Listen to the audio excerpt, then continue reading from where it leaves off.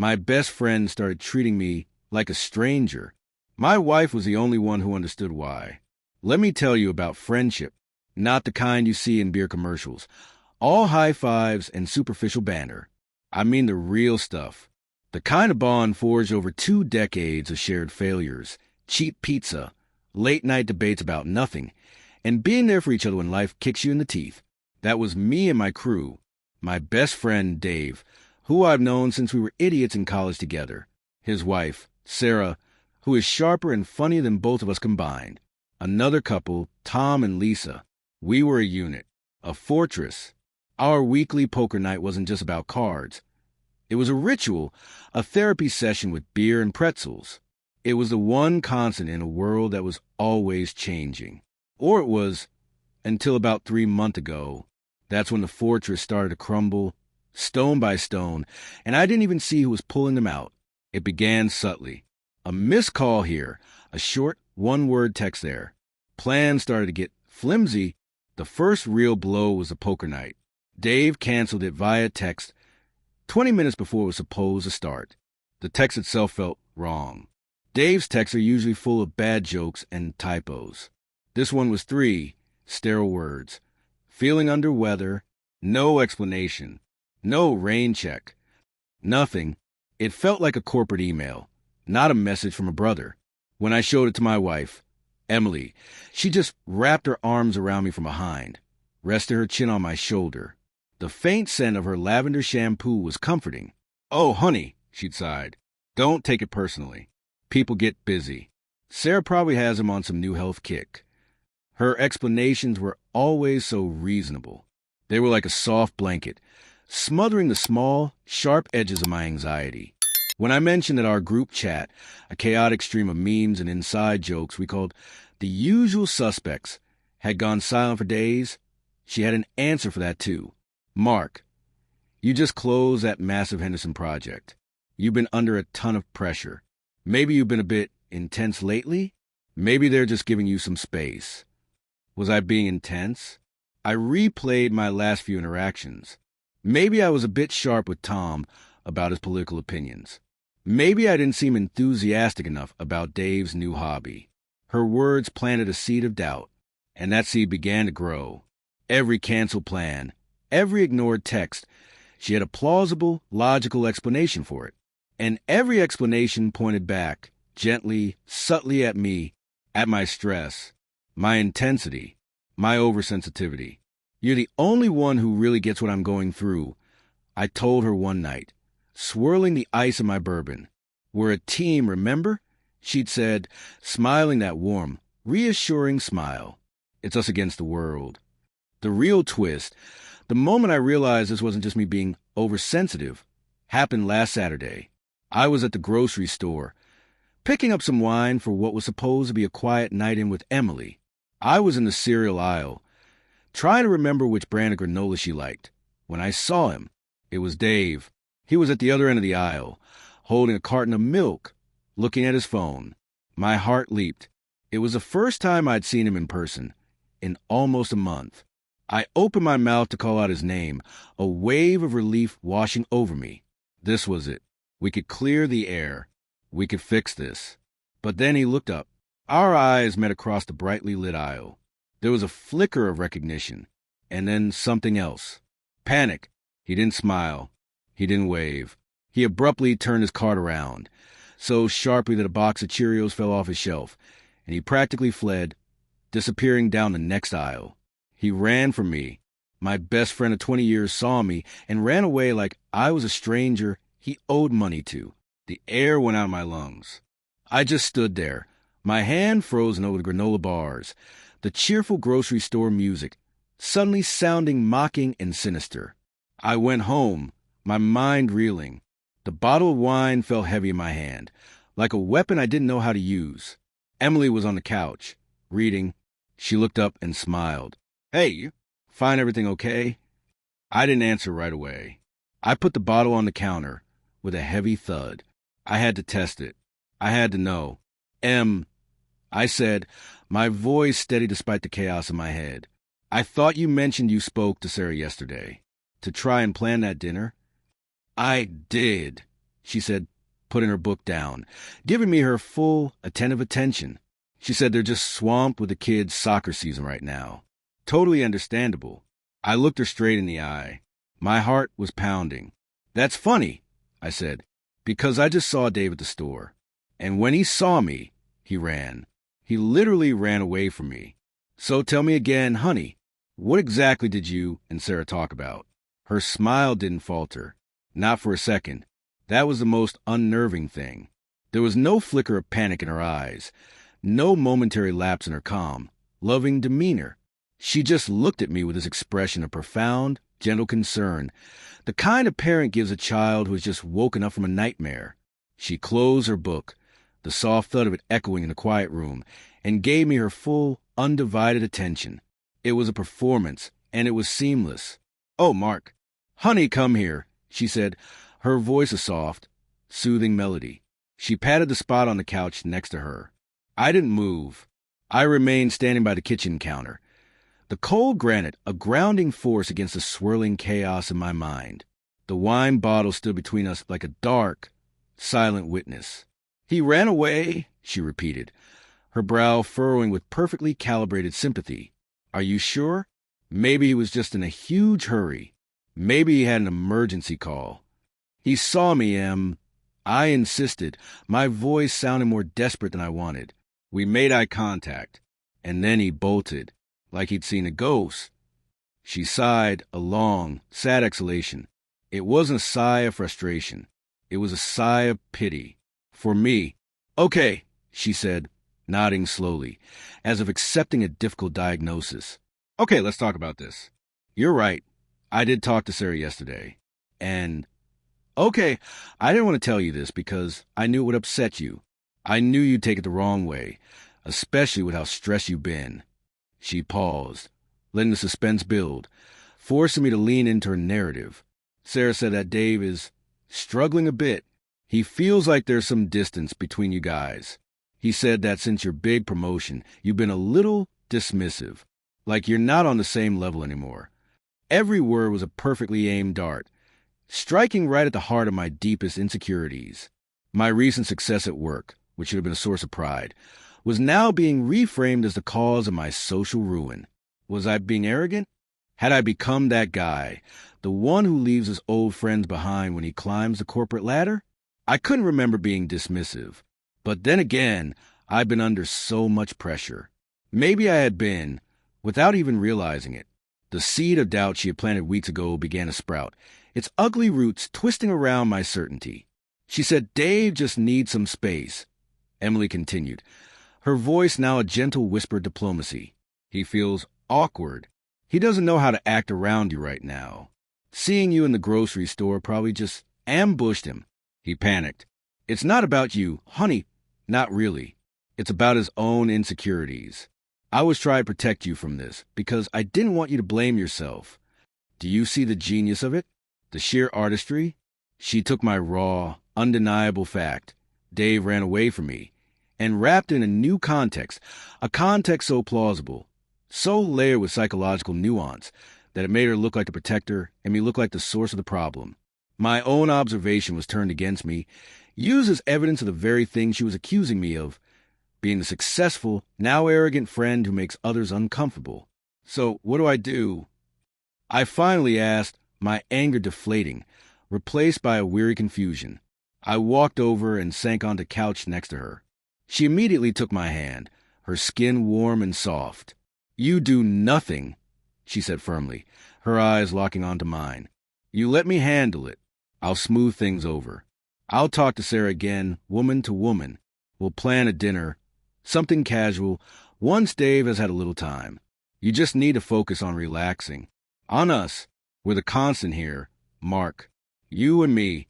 Nothing can touch that." The symbolic motif of our marriage was that we were a fortress. But what if the enemy wasn't outside the walls? What if she was the one lowering the drawbridge in the dead of night? I let her comfort me.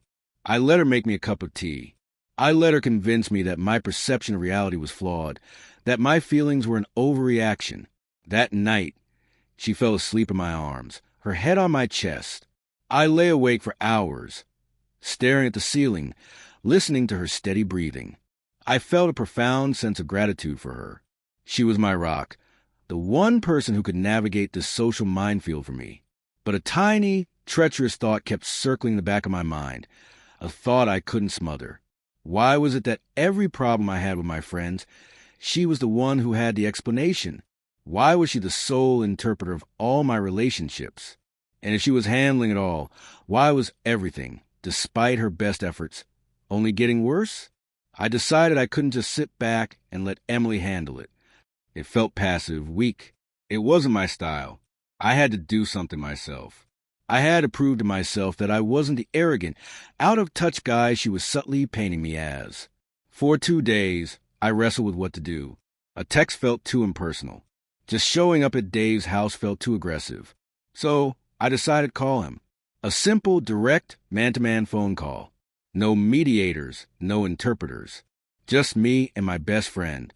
I waited until Emily was out at her weekly yoga class. The house was quiet, and the silence felt like an opportunity. My heart was pounding as I scrolled to my contacts and found his name. My thumb hovered over the call button for a full minute.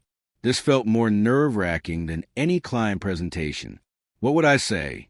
Hey man, did you really run away from me in the grocery store? It sounded so juvenile. I decided to play it cool. Just pretend nothing happened. Hey Dave, it's Mark. Been a while. Was just thinking we should grab a beer. Simple. Normal. I pressed a button.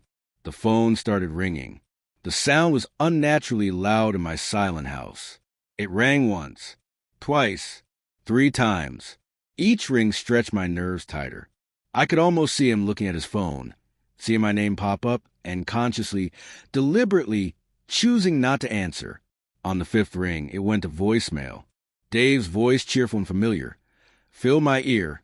Hey, you've reached Dave. You know what to do. Beep. The beep echoed, an electronic full stop. I opened my mouth to leave a message, but the words wouldn't come. What could I say that wouldn't sound desperate or accusatory? I hung up, a feeling of utter defeat washing over me. He screened my call. My best friend of 20 years actively ignored my call. The texture of my expensive wool couch felt rough and unwelcoming under my hand. The fortress wasn't just crumbling. It felt like the guards had locked me out. When Emily got home, her cheeks flushed from the workout, she found me sitting in the same spot, staring into space. The scent of her, a mixture of fresh sweat and that same lavender shampoo, filled the room. What's wrong, honey? She asked, her voice instantly laced with concern. I couldn't hide it. I called Dave. I said, my voice flat. He didn't pick up. It went straight to voicemail. She didn't say, I told you so. She was too smart for that. Instead, she knelt in front of me, taking both my hands in hers. Her eyes were wide with profound, sorrowful empathy. Oh, Mark, she whispered, as if I were a child who had just touched a hot stove after being warned. I told you he needed space. You probably just made things more awkward. You put him on the spot. So I'm just supposed to do nothing? I asked, frustration finally bubbling to the surface. I'm just supposed to let my best friend drift away and not even try to fix it? No, of course not, she said, squeezing my hands. You just have to be strategic. You can't use a hammer to fix a delicate watch. Let me try something. She pulled out her phone right then and there. I'll text Sarah. Something light. No pressure. She typed for a moment, her thumbs flying across the screen. There, she said, showing me the message. Hey, Sarah. Hope you're well. Mark's been missing you guys. Any chance for a super casual pizza night at our place next Friday? No poker, no pressure, just hanging out. Let me know. It was a perfect message. Casual, friendly, putting the ball in their court. It made me feel foolish in my clumsy, direct phone call. She was a diplomat. She understood the nuances I was clearly missing. See, she said, smiling gently. We just have to ease back into it. The reply came 2 hours later. Emily read it to me from her phone, her voice tinged with a carefully managed disappointment. It's from Sarah, she said, sighing. She says, Oh, I'm so sorry, but next Friday is no good. Tom and Lisa are having their anniversary party that night. We totally have to go. Another time for sure. An anniversary party? For Tom and Lisa? My heart sank. That was the other couple in our group, and we weren't invited. This wasn't just Dave needing space. This was a coordinated, group-level freeze-out. A party was happening, a party for our closest friends, and we were deliberately, consciously excluded. The final stone had been pulled from the fortress wall, and the whole thing came crashing down on me. I looked at Emily, expecting to see devastation, but she just looked resolved. "Okay," she said, her voice firm. "Forget them. If they're going to be like that, then they're not the friends we thought they were. It's their loss. It just proves what I've been saying. It's you and me, Mark. It's always just been you and me." She was framing it as a betrayal by them, not a rejection of me. She was consolidating our fortress of two, making it seem like the only safe place left in the world. And in my confusion and hurt, I almost believed her. For the next week, I lived inside the fortress of two that Emily had so expertly constructed. We ordered takeout, watched movies, went for long walks. She was attentive, loving, constantly reassuring me. "We don't need them," she'd say, curling up next to me on the couch. "We have each other. That's all that matters."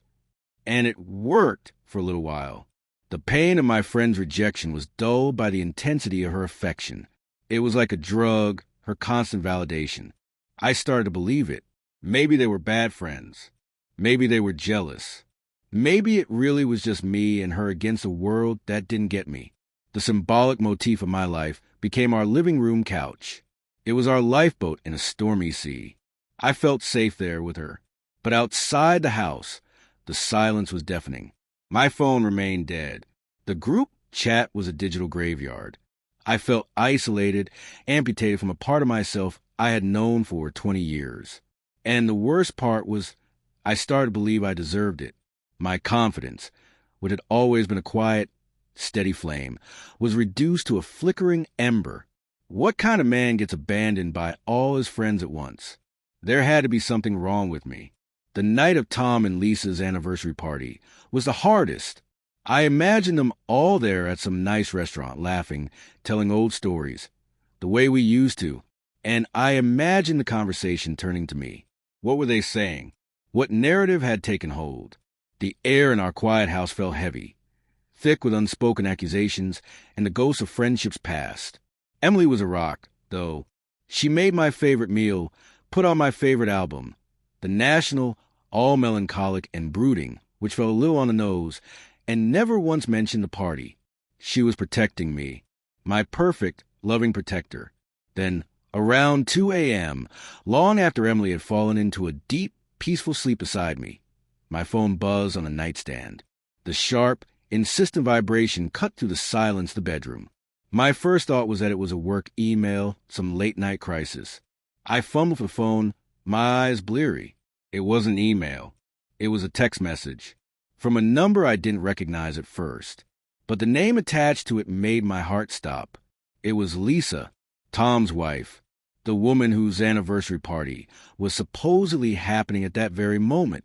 My hand started to tremble. Why was she texting me in the middle of the night?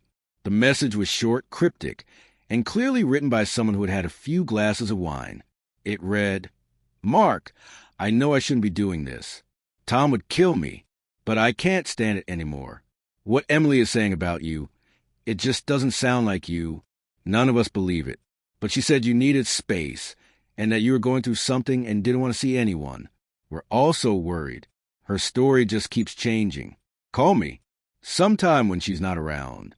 I read the text once, twice, 5 times. The words swam before my eyes.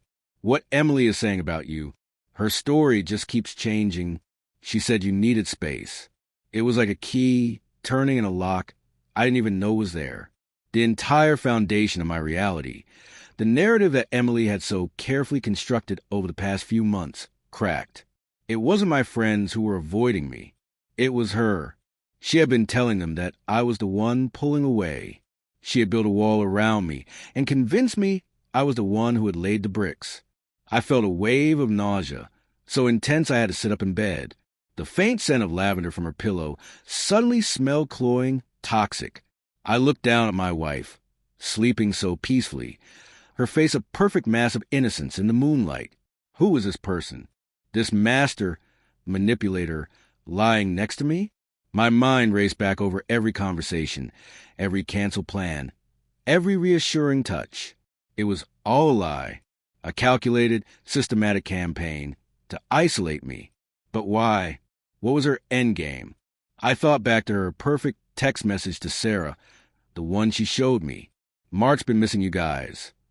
She had shown me one thing, but what had she said to them in her other texts? In her phone calls?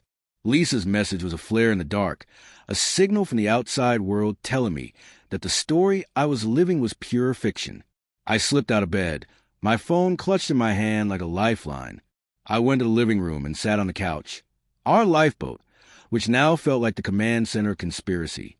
I had to know what was going on. But I couldn't just call Lisa back. I had to be smart. I had to be strategic. The game had changed again. This was no longer about hurt feelings and lost friendships. This was about uncovering a deception so profound it threatened my very sense of self. My first move? I needed to get into her phone. I sat on the couch in the dark, the house unnaturally silent around me. The only light was the faint glow from Lisa's text message on my screen. What Emily is saying about you. Her story just keeps changing. The words were a mantra, a Rosetta Stone that could decode the last few months of my life. The feeling of betrayal was so profound it was physical. It felt like vertigo, as if the floor had dropped out from under me. Every act of kindness from Emily, every reassuring touch, every sympathetic sigh, it was all replaying in my mind, but now it was sinister, tainted. It was a careful, deliberate work of a puppeteer, and I was the puppet. But why? That was the question that burned in my brain. This wasn't a simple case of a controlling spouse. This was a sophisticated, long-term psychological operation. It was too much work, too elaborate, to be without a powerful motive. Was it about our money? No. Our finances were transparent, intertwined. Was it another man? The thought was a painful, reflexive jab, but it didn't quite fit. An affair would explain secrecy, yes, but not the systematic campaign to dismantle my entire social support system. This felt different. This felt like a strategy. My first move was clear. I had to get into her phone. It was a central hub of her operation, the place where her version of reality was being broadcast. The problem was, I didn't know her passcode. In 15 years of marriage, we'd never hidden our phones from each other. At least I hadn't. But about 6 months ago, right around the time my burnout started, she had set one. Just for security, with all the data breaches these days. She'd said casually. I hadn't thought twice about it. Another brick in the wall I hadn't seen being built. I crept back into our bedroom. She was still fast asleep, a picture of serene innocence. Her phone was on her nightstand, charging. I picked it up. Its smooth, cold glass feeling alien in my hand. I held it up, angling it towards her sleeping face. For a moment, I hesitated. This was a monumental breach of trust. But then I remembered Dave running from me in the grocery store, the silence of my friends, Lisa's desperate text. Trust had already been breached. I was just trying to map the damage. I held the phone in front of her. Nothing. Face ID didn't work in the dark with her eyes closed. Plan B, the passcode. It was a 6-digit code. I tried the obvious ones. Our anniversary, my birthday, her mother's birthday. All of them flashed, try again. I had one more guess before it would lock me out for a minute. I felt a surge of panic. What else could it be? My mind was racing. I thought about her, about what was important to her. And then it hit me, a memory from a few years ago. We were on vacation, and she'd found a stray dog on the beach. She'd spent the entire day trying to find its owner, feeding it, talking to it. She had even cried when we had to leave it with the local shelter. She had named him Buster. It was a long shot, but I remember the date she found him because it was the same day as a famous historical event. I carefully typed in the 6 digits. Click. The phone unlocked. The soft glow of her home screen illuminated my face. I felt a jolt of triumph mixed with a wave of dread. I had opened Pandora's box. The texture of the phone case, a smooth silicone, felt slick with my sweat. I went straight to her messages, my heart hammering. I scrolled down, looking for the group chat with her and Sarah and Lisa. I found it, but it wasn't a group chat. It was 3 separate individual threads. I clicked on the one with Sarah, Dave's wife. My blood ran cold as I started reading. It was a masterclass in manipulation. There were texts from Emily, filled with worry about me. I'm so concerned about Mark. One read, "He had another angry outburst last night over nothing. He's just not himself." Another one said, "He told me he feels like you and Dave are judging him since his promotion. I think it's best to give him some space until he's more stable." She was feeding them a narrative of my mental and emotional decline. She was twisting my normal stress into something ugly, something to be feared. And then I saw it, the plot twist that explained everything. I scrolled back, months back, looking for the origin, the first lie, and I found a conversation from about 5 months ago. It was between Emily and Sarah, but it was about Sarah's brother, a man named Liam. I'd met him a few times. He seemed like a nice, if somewhat aimless, guy who had recently moved back to town after a messy divorce. Emily was offering him advice, connecting him with people. Then I saw a text from Emily to Sarah. "Liam is so charming. I'm taking him out for a welcome back drink tonight. Just me and him. Don't tell Mark. You know how he gets. He'd just think it's weird." I kept scrolling, my hands shaking. There were more texts, plans for lunches, business advice. And then a photo, a selfie. It was Emily, and she was with Liam. They were in a car, smiling, his arm draped casually around her shoulder. The date stamp was from an afternoon 3 months ago, a day she told me she was at an all-day yoga retreat. It wasn't about isolating me to have an affair. It was so much bigger than that. She was isolating me so that when the truth eventually came out, I would have no one to turn to, no friend to support me, no one to believe my side of the story. She wasn't just building a wall around me. She was salting the earth of my entire social life, ensuring nothing could grow there again. She was getting ready to leave me, and she was making sure I would be completely and utterly alone when she did. I didn't sleep for the rest of the night. I couldn't. I sat on the couch with her phone in my hand until the first gray light of dawn crept through the windows. I read everything. The text to Sarah, the text to Lisa, the ones to Tom's wife. It was all the same pattern. A carefully curated stream of lies, half-truths, and fabricated concerns about my mental state, all designed to systematically dismantle my friendships and paint me as an unstable, arrogant man on the verge of breakdown. And woven throughout, it was the parallel story of her burgeoning friendship with Liam, Sarah's brother, the recently divorced, charming Liam who needed her guidance. It was sickening. It was brilliant.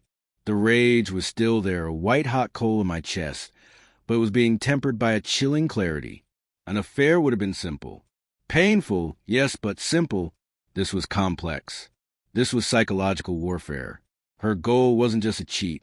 It was to preemptively discredit me, to ensure that if I ever found out, I would be the crazy, paranoid husband, and she would be the long-suffering wife who finally found comfort in the arms of another man, my word against hers.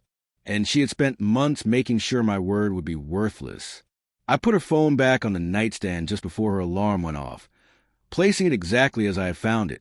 I slipped back into bed, my mind a whirlwind of tactics. When she woke up, I played my part. The tired, defeated husband. But today, my performance had a new layer, a new objective. I had to start planting seeds of my own. I had to use her own methods against her. I had the weirdest dream last night. I mumbled over breakfast, staring into my coffee cup. "Oh, yeah," she asked, her attention only half on me as she scrolled through her phone, her portal of lies. "Yeah," I said, letting out a heavy sigh. "I dreamt that Dave and I were at a poker game, like old times. But then you were there, and you told him not to talk to me. You told him I was sick." I looked up at her, my eyes wide with a feigned, childlike confusion. "Isn't that weird? You were so convincing in the dream." I saw it, just for a millisecond, a flicker of genuine panic in her eyes before she masked it with that familiar, pitying smile. "Oh, honey," she said, reaching across the table to pat my hand. "You're just internalizing all this stress. Your brain is trying to make sense of why your friends are being distant. It's not real. It was just a dream. I guess," I said, letting my shoulders slump, but the seed was planted. I had just told her, in the safest way possible, I'm starting to figure it out. I had introduced a new variable into her equation. My next move was riskier. I had Lisa's text message, my one piece of external validation, my lifeline. I couldn't respond to my own phone. Emily might check it. So I used a tool from my own line of work. I went into my office, closed the door, and used a burner email account I created years ago for anonymous project bidding. I sent an email to Lisa's work address, which I knew from memory. The subject line was vague. Quick question. The body of the email was short and to the point. I wrote, "Lisa, it's Mark. Got your text. Thank you. It meant more than you know. I can't talk, but I need to know one thing. Please be honest. What is the story she is telling you all? What exactly is wrong with me? I need to understand what I'm up against." I hit send, my heart pounding. This was a direct move, a clear circumvention of Emily's control. I was gambling that Lisa's concern was genuine, that she wouldn't immediately forward the email to Emily. Now all I could do was wait. I spent the rest of the day in a state of high alert, pretending to work, but really just staring at my secret inbox, waiting for a reply. The drip, drip, drip of the leaky faucet in the office bathroom felt like a countdown clock. Every time my phone buzzed with a normal work email, I jumped. Was this what it felt like to be a spy? Or was this just what it felt like to have your life completely unravel? The waiting was a special kind of torture. Every hour that passed without a reply from Lisa felt like a confirmation of my worst fears. Maybe her 2 a.m. text was just a drunken moment of weakness. Maybe she thought better of it in the harsh light of day and had decided to stay out of my marital problems.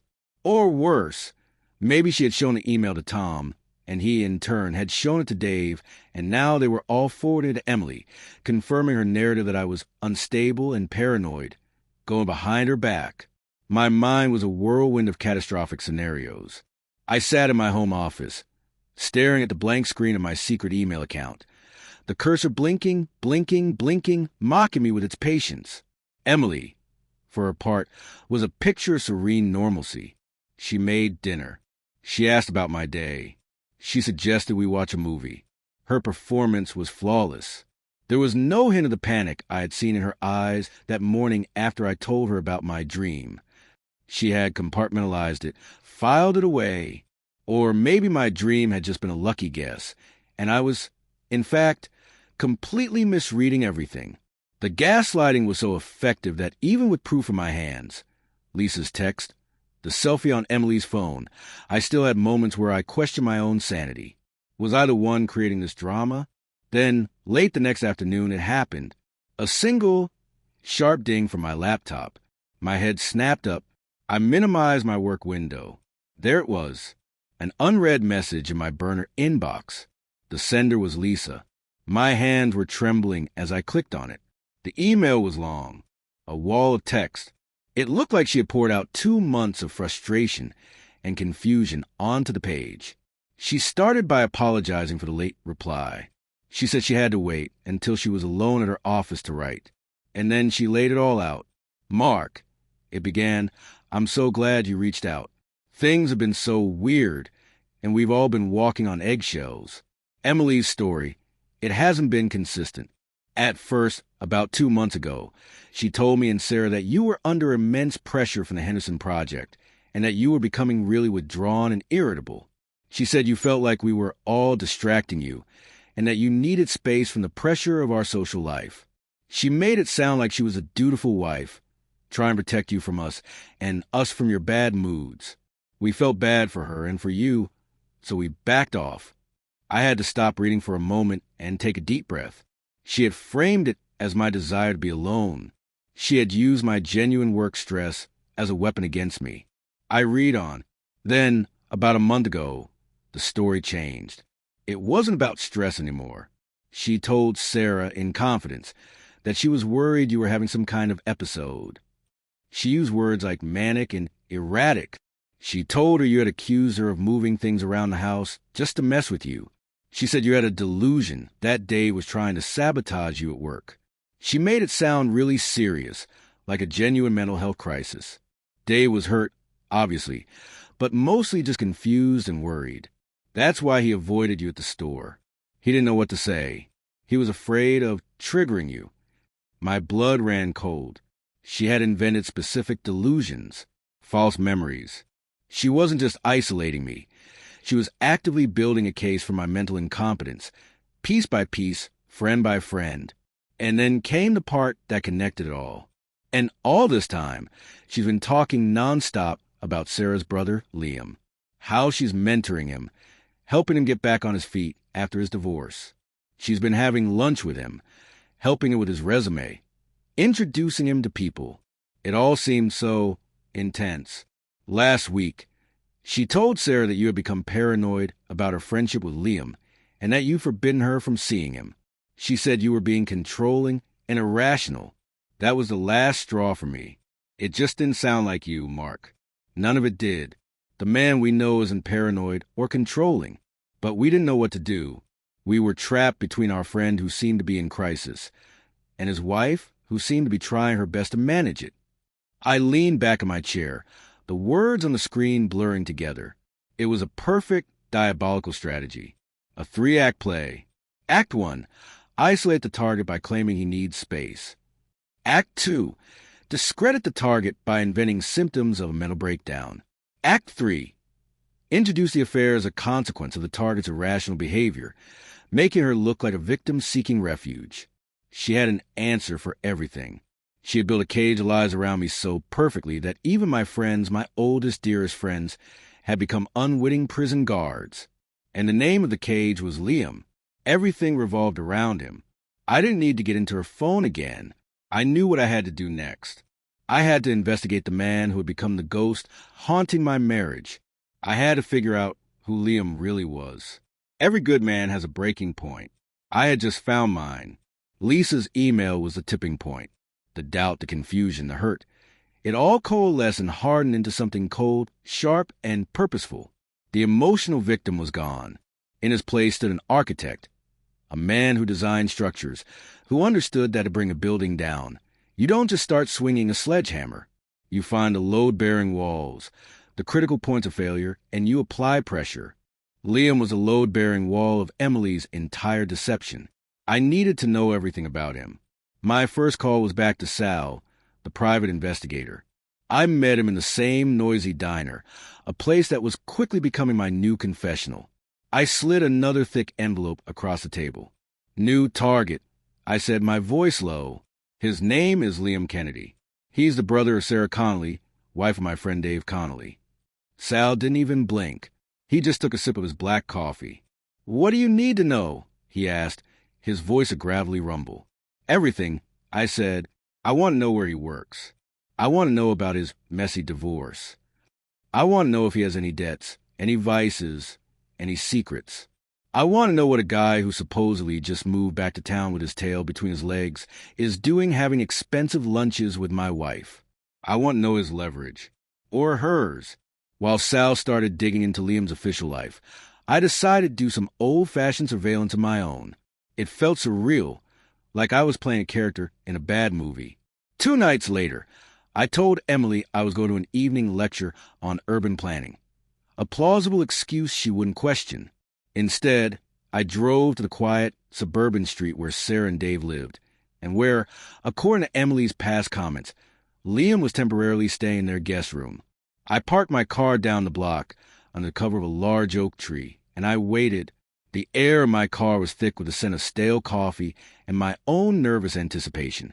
For 2 hours, nothing happened. Lights went on and off in the houses. People walked their dogs. It was the picture of peaceful suburbia. I started to feel foolish, a paranoid husband sitting in the dark. Maybe I should just go home. And then a car pulled out of Dave and Sarah's driveway. It was Emily's car. My car, technically, The white SUV I bought her for our 10th anniversary. And she was driving. Liam was in the passenger seat. They weren't laughing or smiling. They both looked tense, serious. They were heading somewhere. I started my engine, my hands gripping the steering wheel, and I followed them. They didn't go to a fancy restaurant or a cozy bar. They drove for 20 minutes to a part of town I barely recognized, an area of low-slung industrial parks and self-storage facilities, the landscape of forgotten things. Emily pulled up to a specific unit at a place called Security Storage. It was late after 10 p.m., but the facility was lit with harsh, orange sodium lamps that made everything look sickly and ominous. The texture of the scene was gritty, unreal. I parked across the street, my heart pounding. What the hell were they doing at a storage unit in the middle of the night? I watched as they both got out of the car. Liam unlocked the unit, rolling up the noisy metal door. They disappeared inside for about 10 minutes. When they emerged, Liam was carrying a heavy-looking duffel bag. He looked nervous, scanning the empty parking lot before quickly putting the bag in the back of the SUV. They got back in the car and drove away. I didn't follow them back. I had what I needed, a location, a secret. The next morning, I called Sal. I have a new lead, I said, my voice tight. A storage unit. At the Security on the old commercial highway. I need to know who rents it. And if possible, I need to get inside. Sal was quiet for a moment. Getting inside a rented unit without a warrant, that gets tricky, Mark. That gets expensive. I don't care about the cost, Sal. I said, my voice colder than I'd ever heard it. I need to know what's in that unit. The call from Sal came 2 days later. He sounded different. The usual cynical detachment in his voice was gone, replaced by something that sounded like genuine concern. Mark, you need to be careful, he said. The unit isn't rented by Liam Kennedy. It's rented under a name he used to use for a failed business a few years back. The guy's finances are a disaster. He has massive debts, a string of failed ventures. His messy divorce wasn't just messy. His ex-wife got a restraining order against him. She accused him of fraud, of stealing from her. My stomach clenched. What else, Sal? This isn't just some sleazy affair, Mark, he said, his voice dropping. Liam isn't a victim she's mentoring. He's a predator. And from the looks of it, your wife isn't just his lover. She's his business partner. I got a guy to take a look inside that unit. It's not full of furniture. It's full of computer equipment. High-end stuff. Servers, monitors, crypto mining rigs. And a lot of fake IDs and passports. Different names, same face. Liam's face. The pieces clicked into place with a sickening finality. This wasn't about an affair. This wasn't even about isolating me so she could leave without social consequences. This was a criminal enterprise. And my wife, my sweet, caring Emily, was at the center of it. The gaslighting, the isolation, it was all a cover. It was to keep me foggy, distracted, and tucked away at home while she was involved in something far darker than I could have ever imagined. The duffel bag, what was in it? Cash? More fake documents? The questions swirled in my head, each one more terrifying than the last. My marriage wasn't a fortress. It was a front for a criminal operation. The discovery of the storage unit's contents, the crypto rigs, the fake IDs, changed the game completely. The vertigo I felt before was replaced by a strange, chilling calm. This was bigger than my marriage, bigger than my friendships.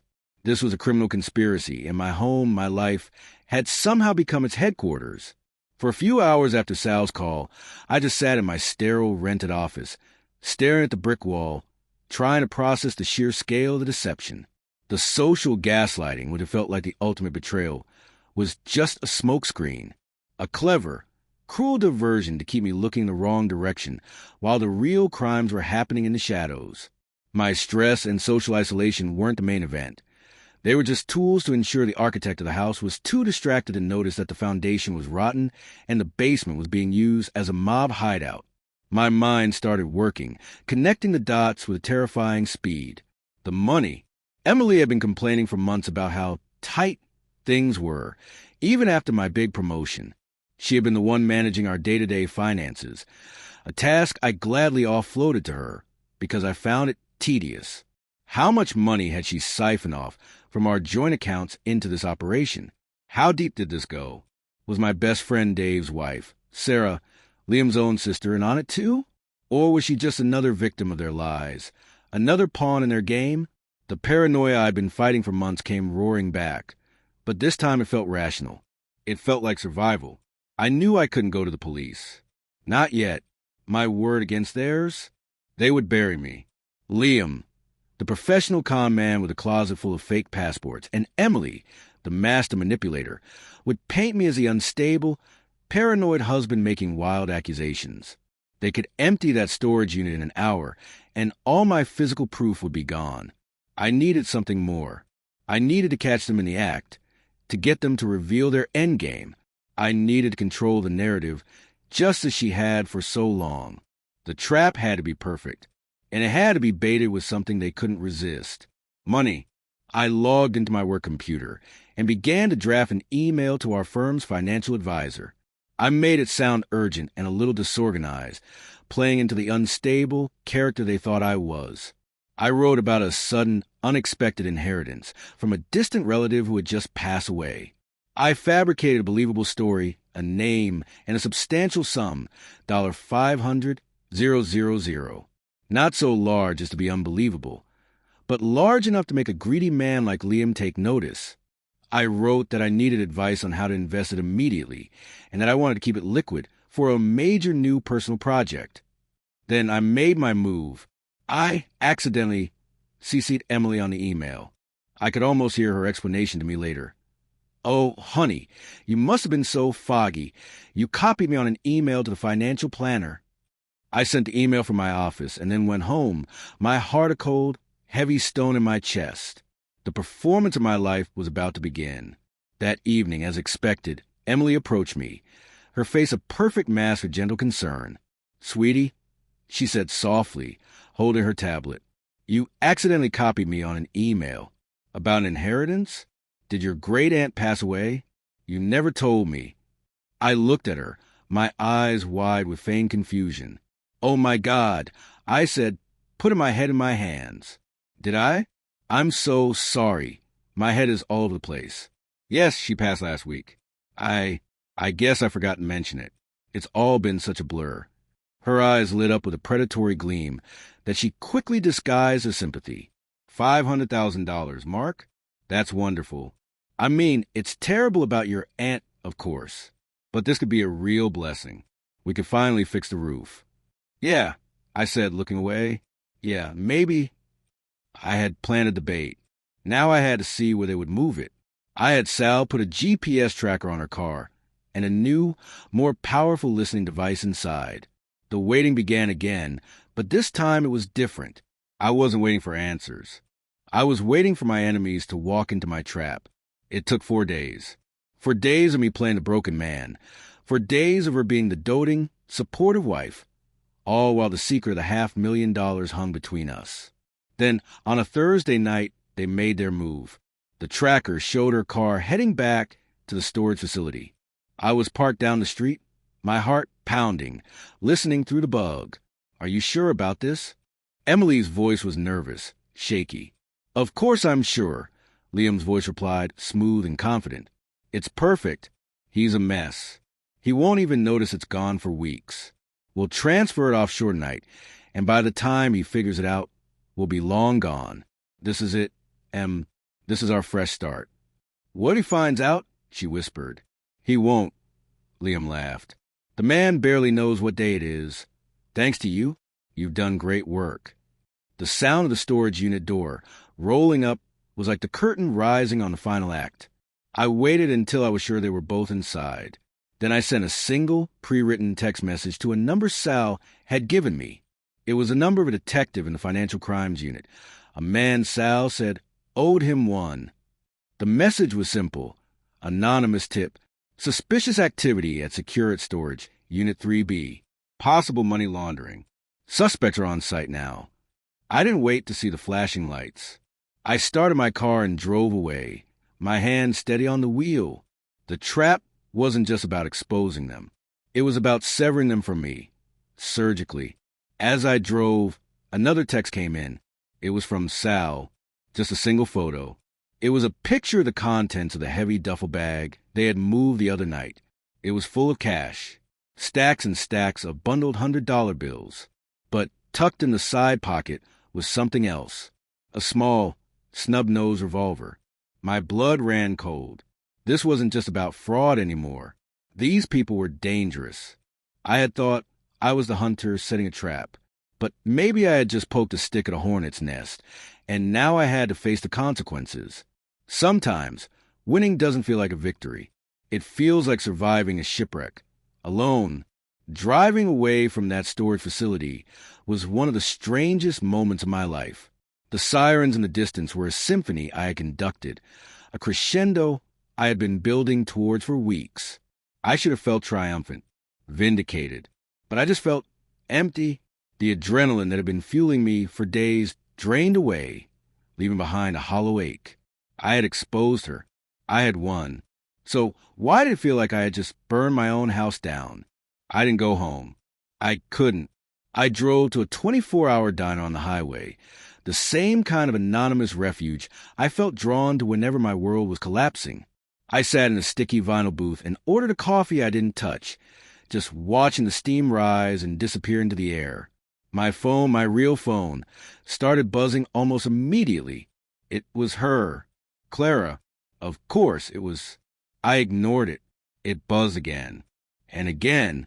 Then a text message appeared on the screen. "Mark, where are you? The police are here. Someone tipped them off. They're asking questions about the unit. You have to help me." The sheer audacity of it was breathtaking.